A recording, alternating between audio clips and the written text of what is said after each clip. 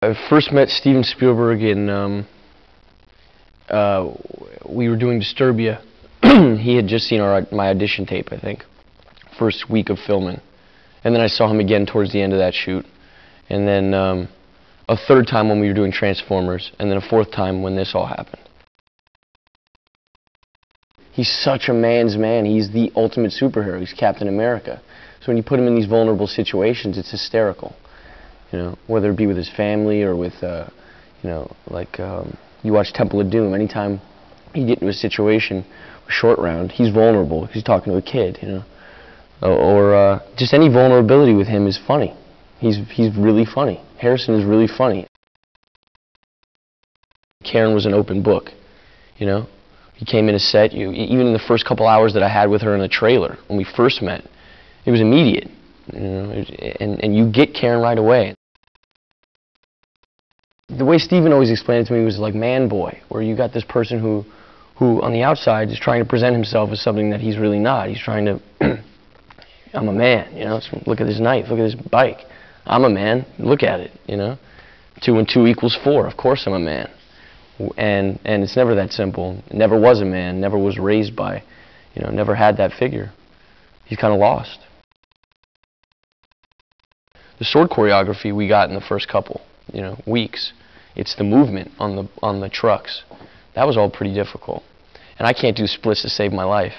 So that was hard. And the bike was tough. Only because when you have somebody moving on the back of a bike, it's very different than just having somebody hold you on a bike. But we're shooting a movie, and Harrison has to animate his character, and we're on a bike through a lot of it. So a lot of it is the movement. When he's moving, he's over the shoulder, and the bike is that, and you're on linoleum in a library. You know, all that stuff was pretty tough. I got pretty good with it. It just became like a fun thing. And I started showing Steven. I would film myself on this little camera he bought me. And I'd film myself doing it and then throwing it on the floor and picking it up and looking at the camera without looking at the knife. And I'd show it to Steven and he'd be like, oh, that's awesome. We're going to add it somewhere. They're the most incredible sets I've ever seen. I mean, I haven't been doing this that long, but in the time that I have been doing this, I've never seen anything even remotely close. Even on Transformers, never did we have sets that looked like this, ever.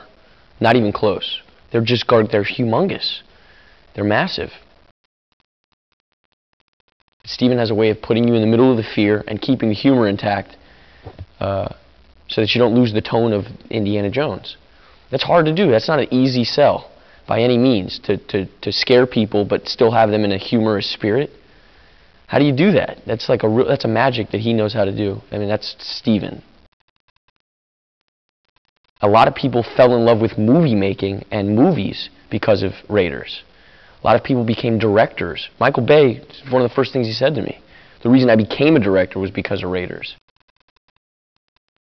People are always saying there's something for everyone in it, but really Steven's mind works that way. He's built that way. Steven, more so than anybody I've ever known, understands the mass and understands how to make a joke for every single, there's something for everyone. He puts it all in there.